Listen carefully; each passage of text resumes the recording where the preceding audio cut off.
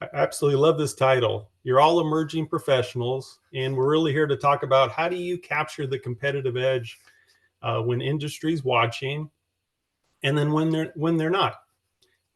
As Christine said, my name is Mark Carson. I am an industry coach for the Mason STEM Center, as well as a part-time faculty at the school.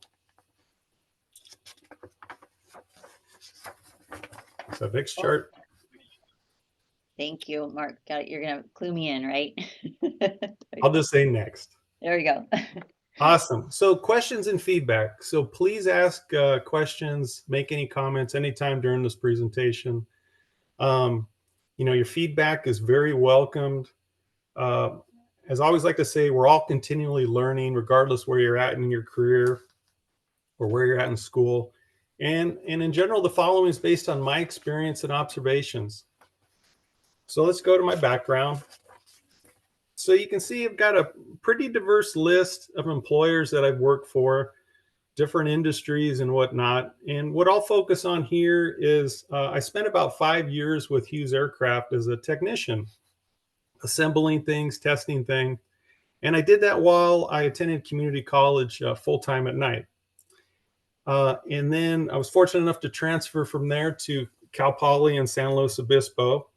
And then following Cal Poly, was able to get hired on by a group called Santa Barbara Research Center, which was a subsidiary of actually Hughes Aircraft, which was nice. I was able to get some continuity, which eventually became Raytheon and eventually became Raytheon Technologies, also known as RTX now. But I've spent about 30 years in the aerospace and defense industry, both with domestic and exposure to international customers as well, which they're very different.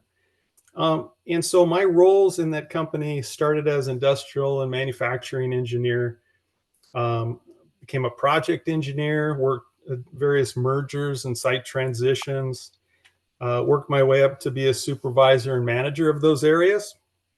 Actually had people report to me, and it's kind of where my people development started over that group. And then worked into the role of program manager, and I'll talk a bit more about that later.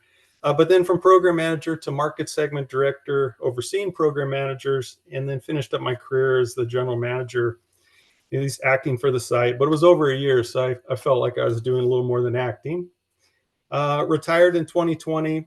And so the last 4 years, been very blessed with working at Allen Hancock College, part-time faculty, and Christine mentioned in the Mesa STEM Center. But the last 3 years of working at Raytheon, I volunteered at Allen Hancock College for 2 reasons. One is I wanted to start to give back. And 2, I wanted to transition from the industry I was in to a college institution. So that worked out really well. And I supported a Career Readiness Academy. So some of this information, again, is from myself, my experiences, as well as a Career Readiness Academy experience. So let's talk about career development and readiness next.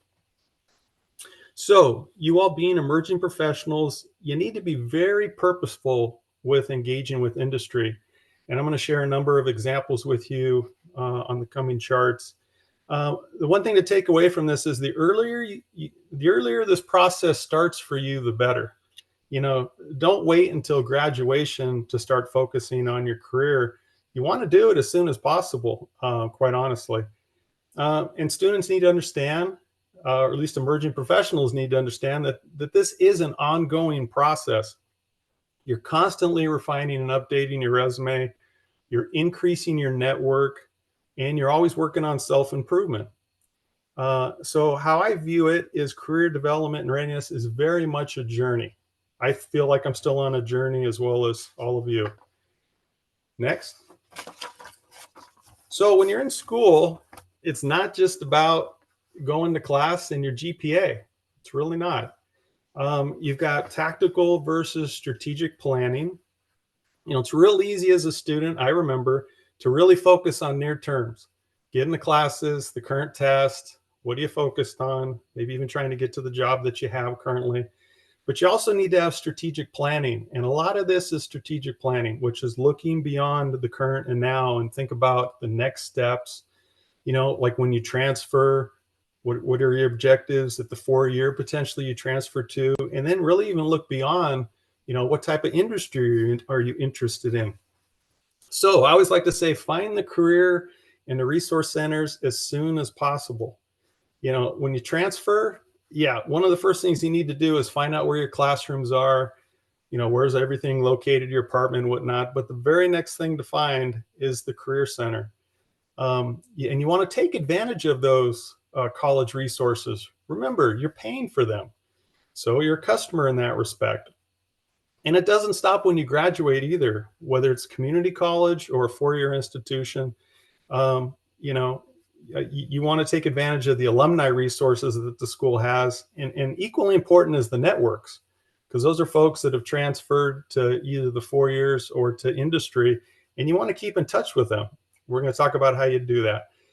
So I say participate in career readiness academies if your school offers them up, or even school clubs. School clubs are a great way to work on your project management skills, to work on your network.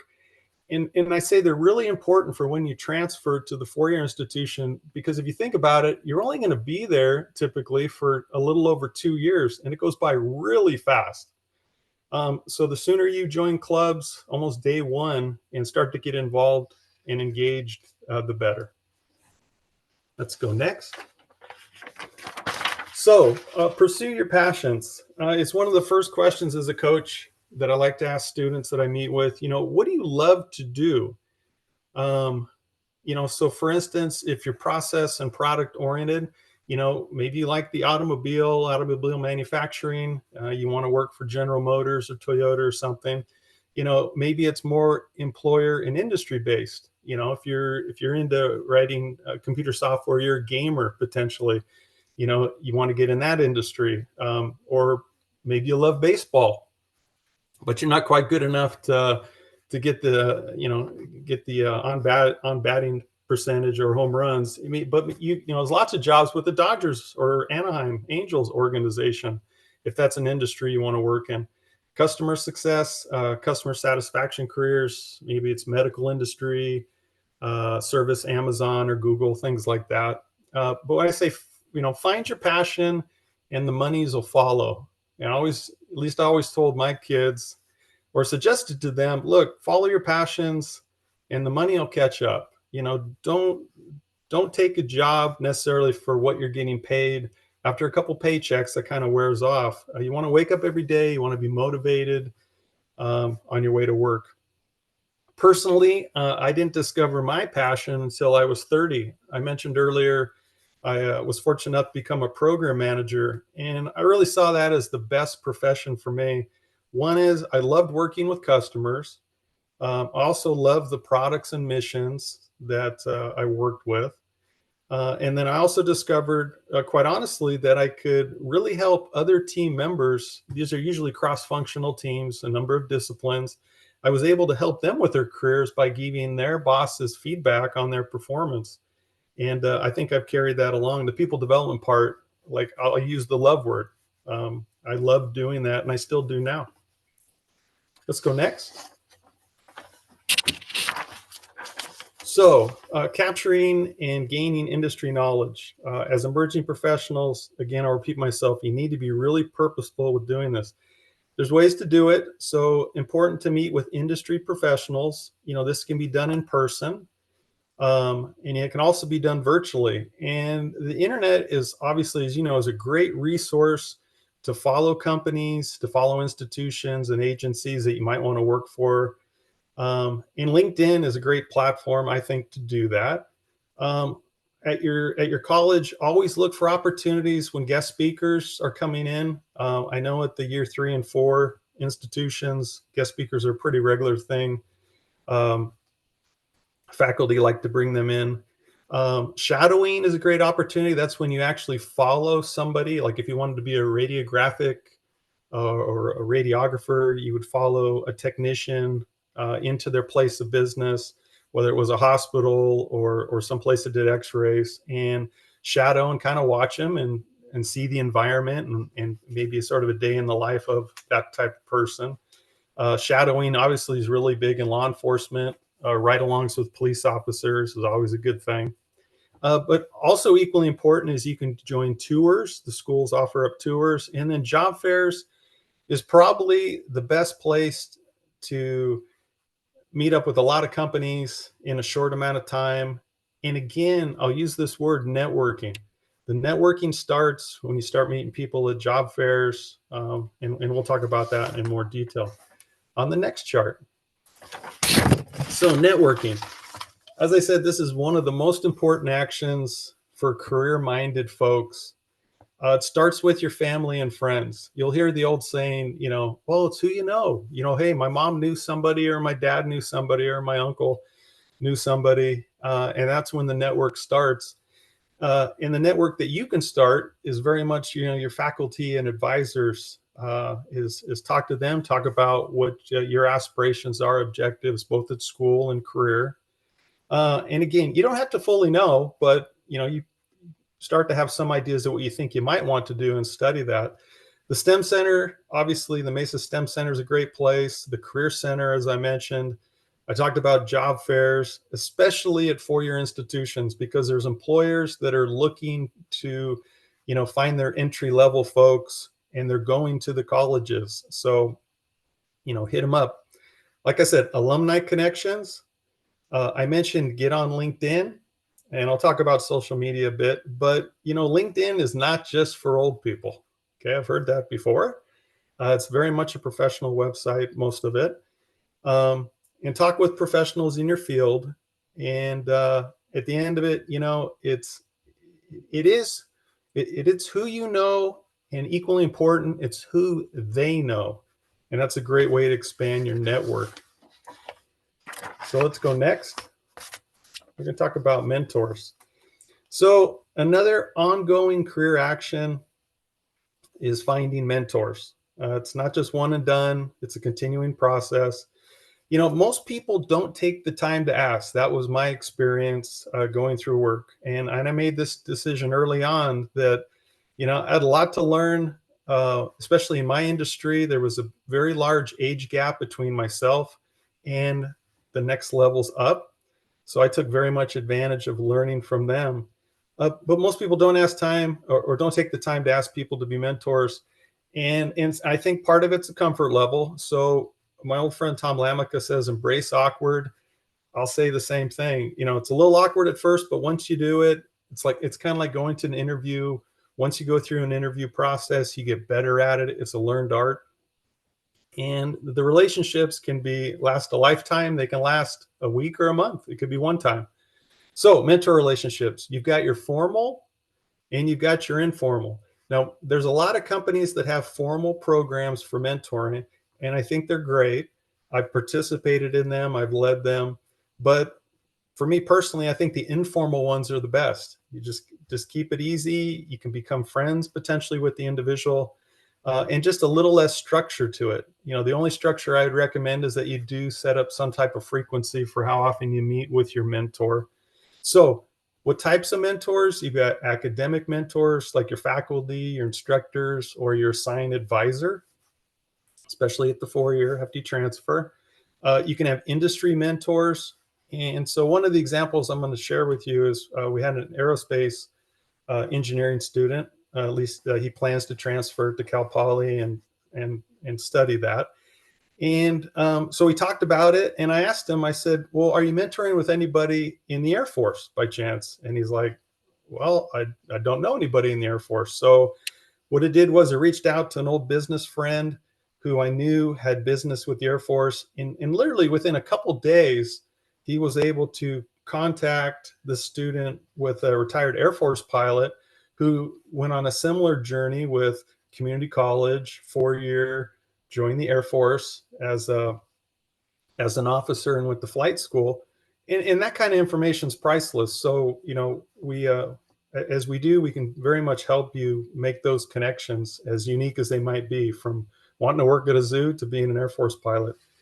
And then I suggest to students at the end of it all, think about giving back. Someday you'll get, whether it's to my age or point or even sooner, start to mentor other folks. It's very rewarding. Let's go next. So we're going to transition a bit to to work experience and internships, they really are a great way to confirm your educational and career objectives. It also does other things like increases motivation when the student understands the relationship between the academics they're involved in, the career planning, and the ultimately achieving the career goals. Um, Part-time job experience is a must. Now, I know the first desirement is, look, I might be a mechanical engineering student and I've learned SolidWorks or a couple things, and I want to go straight into a company right now in my first year to a college, and I want to get an internship. They're very tough to find, but at a minimum, I recommend to students is, look, any part-time job experience is a must on your resume, especially when you get to the point of applying for an internship, having some work experience where you go in and, if you're getting paid and there's a timekeeping system and you're working in a team and it's a collaborative environment, something like that, absolute must to have on your resume. So really any work experience. And I've gotten the comment before, like, well, I don't want to go and flip hamburgers. And it's like, well, I'm not picking McDonald's by any particular reason, but if you were to look at all the processes and equipment that the McDonald's Corporation has and all the design that went into that, if I was an engineering student, I'd love to see that. Again, it's just good experience. Other things you can do, there's work study programs, student undergraduate research programs, summer internships, and even volunteering is good experience depending on what career you're looking for. And like I said, as far as internships, you can't wait till the last minute. Like if you were looking right now for the summer, I'm not saying it's too late, but these are really things you need to start looking like the fall prior, at least. Some companies, it's even a year in advance. Like I said, they're really hard to find for year 1, 2 students. But again, I would say more focused on just work experience at that point if you can. And the year 3 and 4 students, it's a lot easier to find those internships because the companies are really looking to connect with you because they know you're approaching graduation. But at the end of the day, use your network. I told you how important that is. Use the Career Center. There's all types of opportunities. You just need to look for them and use some of these tips to get the competitive advantage to get them. Let's go next. So I talked a little bit earlier about social media. Create a LinkedIn profile. Keep it updated as you continue through your coursework, through your different levels of schooling. Put an appropriate photo on there and look at it as a professional website because that's really what it is in general. And it is really a great way to increase your network. You can follow companies on it, as well as the internet or looking through Google or other platforms. But companies usually put their successes, they do post jobs on there and people talk about, hey, congratulate so-and-so became the vice president of so-and-so company. It's great information. And a lot of those times it has links where you can go to the company and again, get that information. I'm sure you've heard this before about being careful what you post on Facebook and Instagram.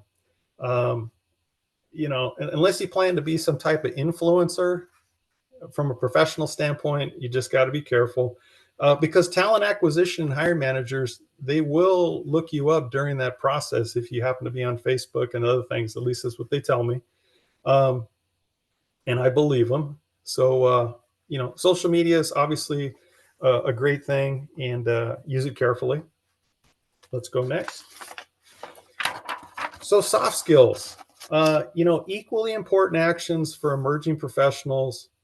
And it doesn't stop. It's really for all professionals at all times. These are really things that sometimes are learned arts or just through experience. First and foremost, listening, especially when you're just brought in as a new individual. More likely you don't know as much as the individuals that are training you. So you should really be in learning mode, which is very much listening. But I will tell you also that great bosses are usually great listeners as well. So that's something that should continue whether you have people working for you or not. It's just a continuous process. Communication, both written and verbal communication. And a good example of written is, when you write a professional email, it's not like text messaging. I can't tell you how many times, at least at school, a student might introduce themselves to me, and I'm literally having to ask my kids, what do these acronyms and emojis mean? You really need to use an email and it be professional when communicating in a business. Unless, again, it gets back to the culture of the company. At some point, when you're probably texting other coworkers, especially folks at your same level, there probably is a level where it is appropriate to text message, however you text. Really critical skills, attention to detail. I'll share just a really quick story with you with my son, who's in law enforcement. When he was younger, his printing was horrible. And he had told me early on he wanted to be a police officer, and that's when they actually wrote reports. Before now, everything's tablet and whatnot. But anyways, I would tell him, hey, it's really important. The attention to detail for you is your printing, because what you print might make a difference to somebody's life or in court, something like that. And he understood what I meant. But attention to detail, companies are looking for people that can problem solve and people that can critically think. I'll talk about that in a little more detail in a second. Situational awareness.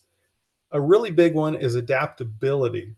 Being able to work in new environments, to take on new projects, to adapt to new supervisors or managers that you work for. To be told that the deadline just increased from 2 weeks to now it's due on Friday because the customer wants it. These all sound like challenging things, and they will be, but the great news is they also create great opportunities.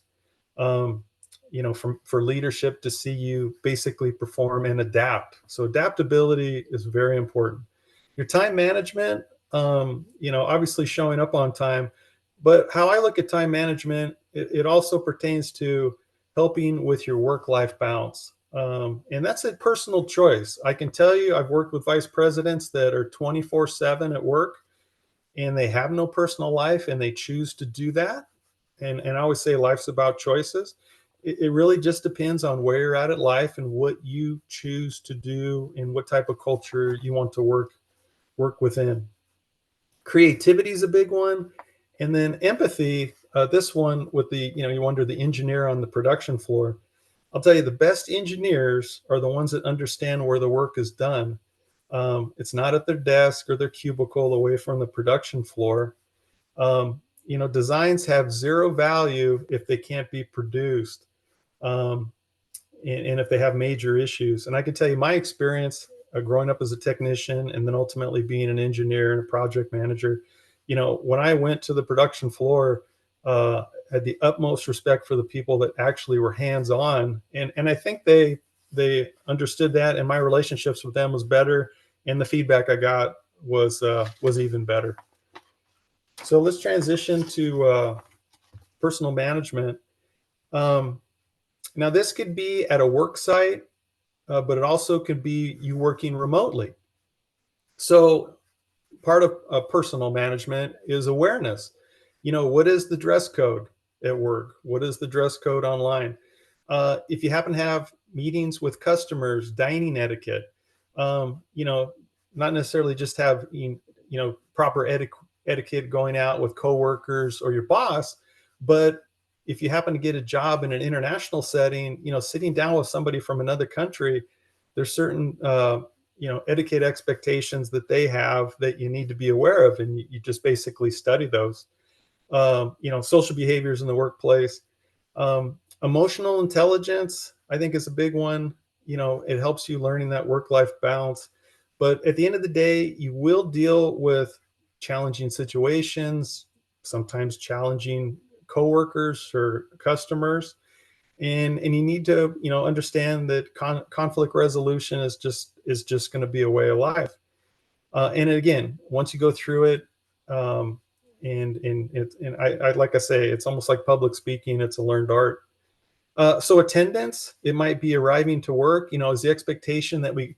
So for instance, my son-in-law is an electrician. The expectation is they show up for work at 5 o'clock, and I think they get off like around 2:30 or 3.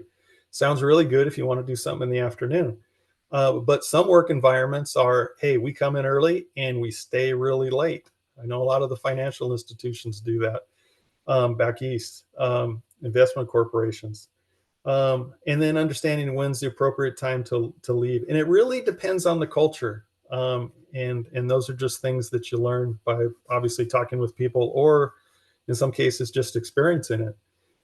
Common characteristics for successful employees, these are great things that I'd say come out of the Career Readiness Academy. Positive attitude with everything, coachability for new hires is great. Your ability to listen. You hear that in sports all the time with great athletes, that they're coachable when they're young. Work ethic, and my favorite, as I said earlier, is attention to detail.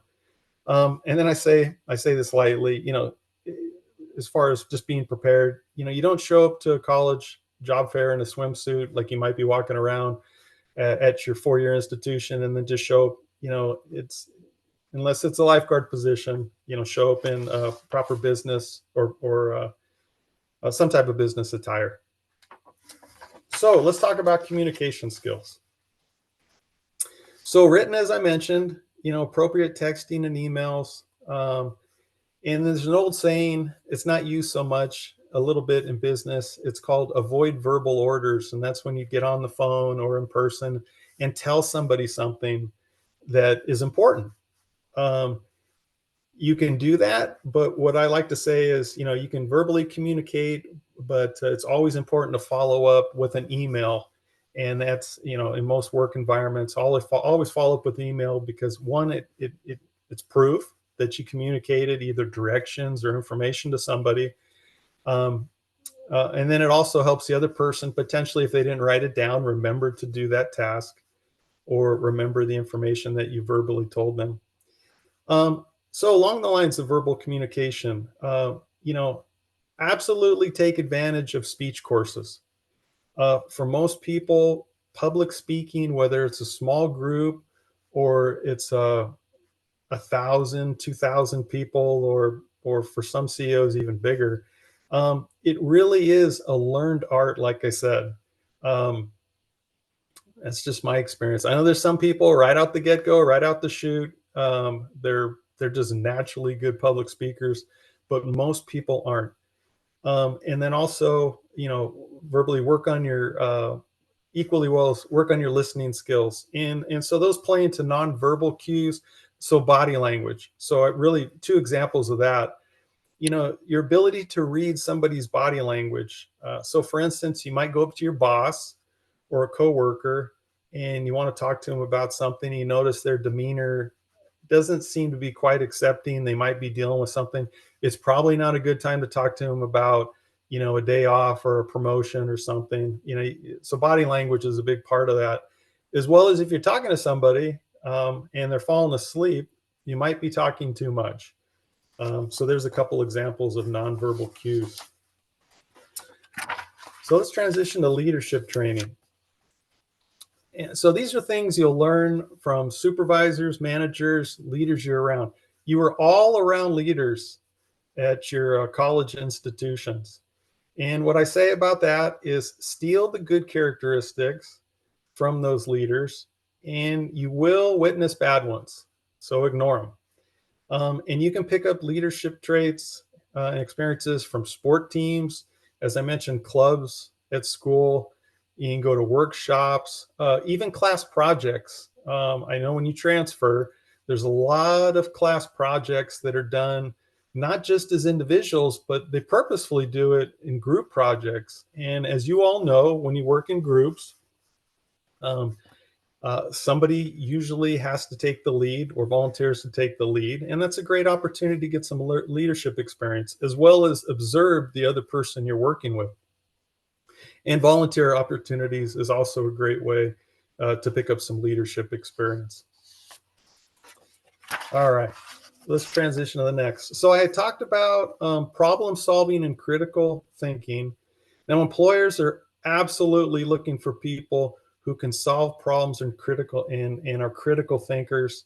There's a lot of classes where you'll hear a lot more of this terminology, but it's the ability to use facts knowledge and data to successfully solve problems. And like I said, employers, they greatly value the ability for you to, develop a well thought out solution in a reasonable amount of time. Usually for entry level hires,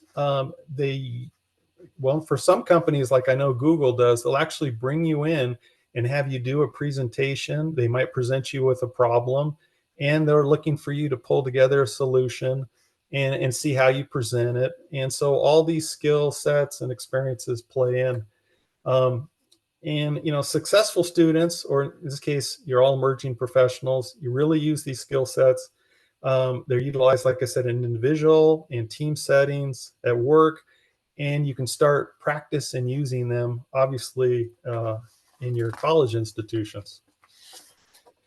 So let's go to next to strengths and weaknesses. We all have them. The most important thing is just to be aware of your strengths and weaknesses and work on them. So I mentioned public speaking earlier. Your speech classes in college are absolutely priceless.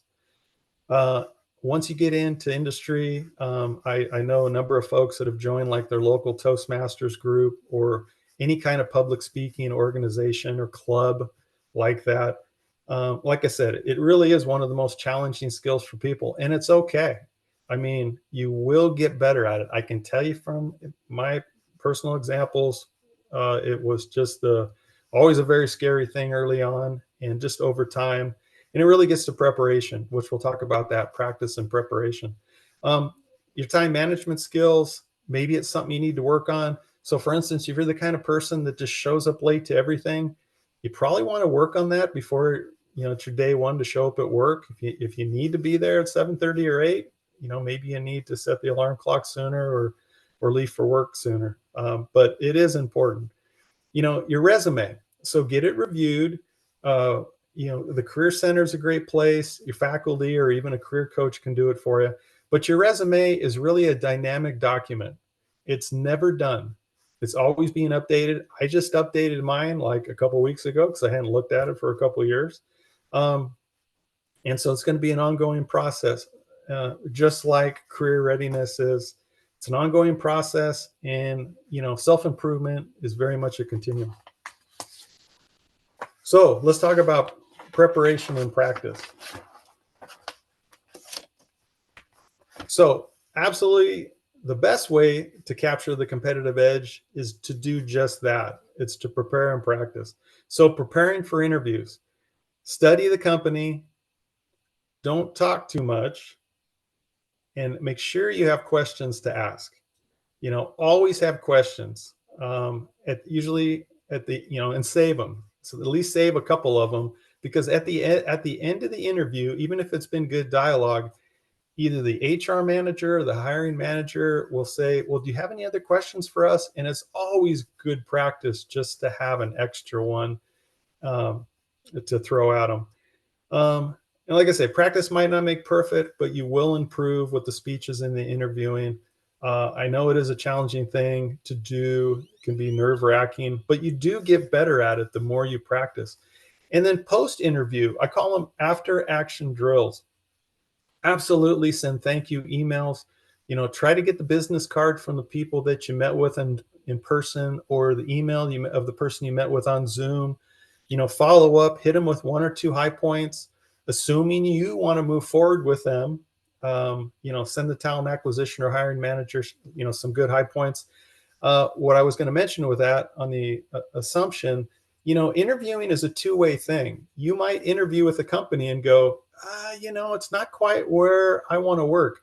Then you know what? If you made that decision, please, again, send them a thank you email, letting them know, thank you, but I've decided to, move on to other fields or other companies. And an additional note regarding in-person interviews, and this gets back to what I said, level of respect. If your interview is in person and you show up at the company, there's a potential chance you're going to meet with an administrative assistant or a receptionist at the company. And I can't tell you how many times after I interviewed people, I went back and I spoke with the admin and the receptionist. and ask them, how was so and so when they came in? And I'll say 9 times out of 10, the feedback is really good. But I can tell you, there's been those times where they were not kind to the folks that were in the front lines there, their first point of entry. And so, and it could be because maybe they're running late and it's just like, I need to speak with, Mr. and Mrs. So-and-so. But just remember that everyone you meet when you enter that door is potentially going to provide feedback. All right. And last but not least, your career is very much, I've said this a bunch of times to folks, your career is very much a marathon. It's not a sprint, so pace yourself. And most importantly, it's a tough word, but be patient. Be patient with your career. Make sure you research the industries you're interested in, the institution, the agencies, especially before job fairs and interviews. You can get a list of what companies are going to actually be at the job fair. You can get that usually from the Career Center or the department that's sponsoring the career fair. Absolutely meet with faculty and department advisors during their office hours. And just don't go in there and talk about your homework or the project, but go in and have career discussions with them. My favorite advisors or faculty when I was at Cal Poly, these were individuals that had 20, 25 plus years of work experience, and they had decided to do a second career being, high level faculty at those 4-year institutions. And I absolutely loved speaking with them and became friends with a number of them. Use your network and absolutely nurture it. Take care of it. It's super important. If you happen to get laid off someday, which I have friends recently that have been laid off from companies, their network is the most important thing. And the ones that I saw get hired very quickly absolutely had the best networks. Work on your adaptability. I spoke on that one a lot. Be super adaptable. And more importantly than anything is, it truly is a journey. So enjoy it.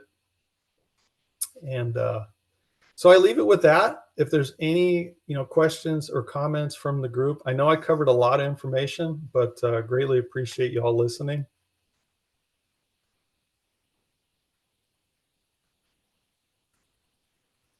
Yeah, thank you for your time. I actually had a question for you. So when it comes to your career fair and your resume, how do you deal with accountability when it comes to making problems? Because I talk to different people when they make problems in work site and they handle it pretty differently.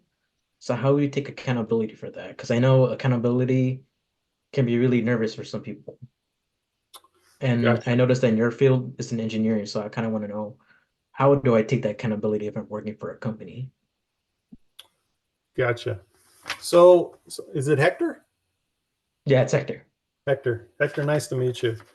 So let me think about your question. So what I picked up from what you said was taking your resume to a career fair, and as far as accountability once you're hired, or accountability with as far as a discussion or showing that you are an accountable person. Taking accountability in your career path, since you're an engineer, Right. how would you go through that in your field? Yeah, that's a great question. Obviously, if you're designing something, or you're some type of responsible engineering authority for something, accountability, what you put on paper, usually you sign those designs. So if it's a design engineer, if your name's on the paper, accountability could be, and this is why I said the feedback is so critical from the folks that are building it or testing it. You usually get a number of iterations before it goes live or launch. So you're able to get feedback, and it usually is a collective. But at the end of the day, you do get to a certain position where, you are responsible, and as much as it is to be happy with the success of something, sometimes things happen, and I've made plenty of mistakes in industry, and at the end of the day, learning from them and raising your hand, just basically saying, hey, this is my bad.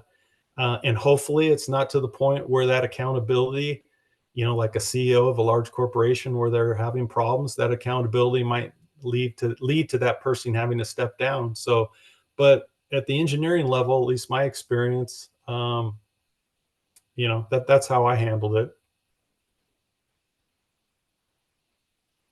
Thank you very much. That was really helpful. All right, I appreciate that. That was a great question, Hector.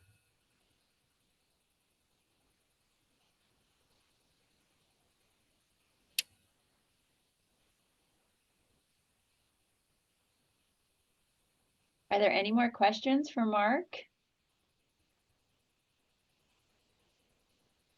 Yeah, actually, I had another question. Hector, you can ask as many questions as you like. Thank you. I was gonna ask another one. How do you make yourself approachable or someone who's what companies look for when it comes to internships? Like this person's really passionate, or I like the way this person talked. Maybe I want to, want him for an internship or something like that. Like in a That's career fair.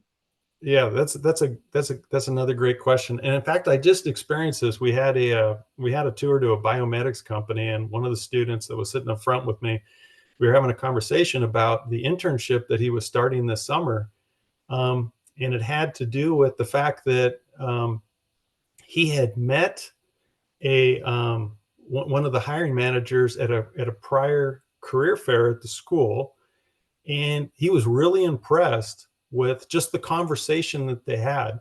So Hector, at the end of the day, you need to be yourself. When you're meeting with people, be as professional as you can, but just know sometimes, like with this individual, sometimes you just plant the seeds, and that hiring manager actually remembered that conversation. So when that opportunity came up, they actually reached back out and made contact. And as I mentioned, and this person's a computer science major. He's actually going to be writing code for a pretty solid company up in the Bay Area this summer, all because he just had just kind of a nice conversation. Wasn't over.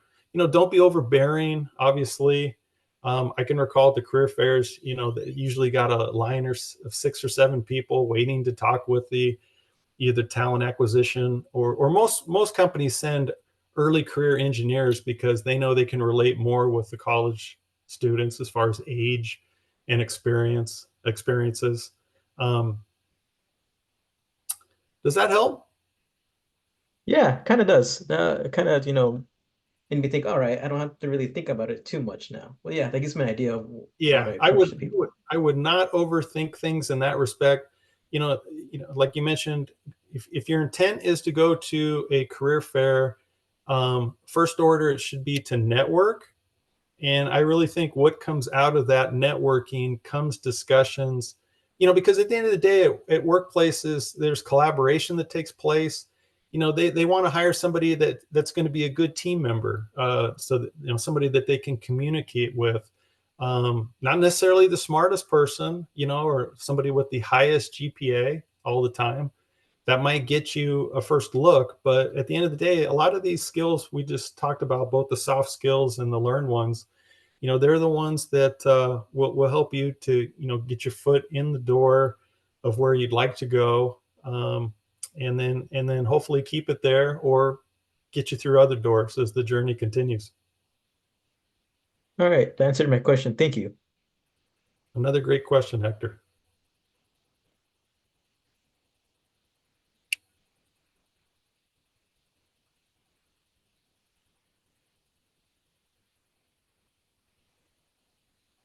Any other questions for Mark?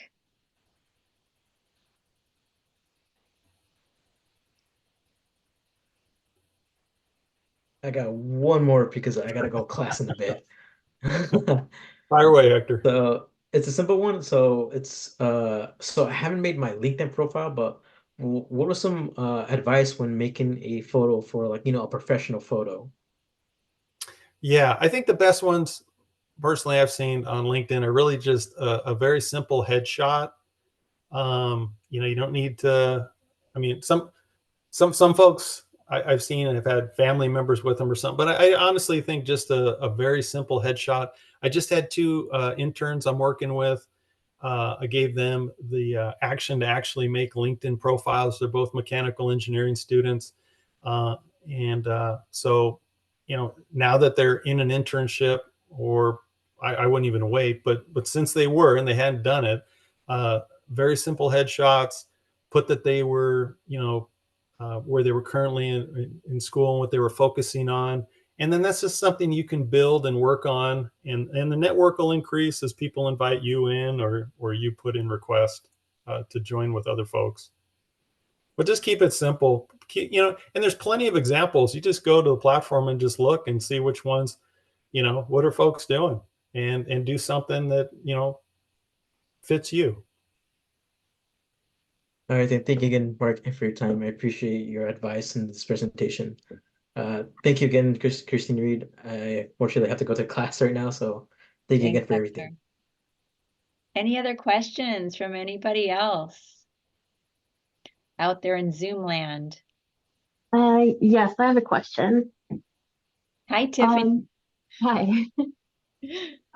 So for the LinkedIn page, are there specific posts or anything that would tend to drive interest, or would help sort of boost our profile, or make us seem like show how much we're doing or how engaged we are? Do we post personal projects that we've been working on related to the field, or things that we're studying that we just want to share a link to, or what would be good to help with our LinkedIn page? Yeah, Tiffany, that's another great question. It's nice meeting you. You can be, and this, I think this gets to the creative side. I think if you were to complete, especially, say again, you're a mechanical engineer and you finish SolidWorks or computer science, and you learned a new software, got another certification, you can put things like that on there. Really anything that is either an educational milestone that you reached. It can be a small one. There's nothing too small on there.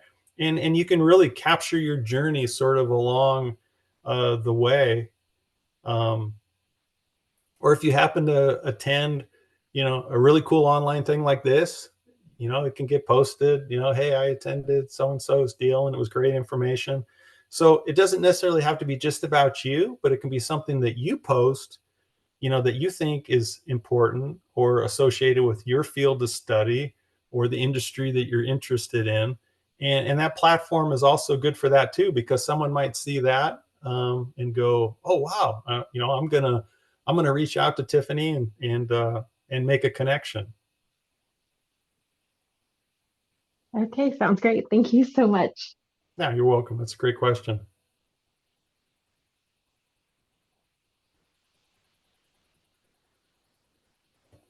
Any other questions for Mark?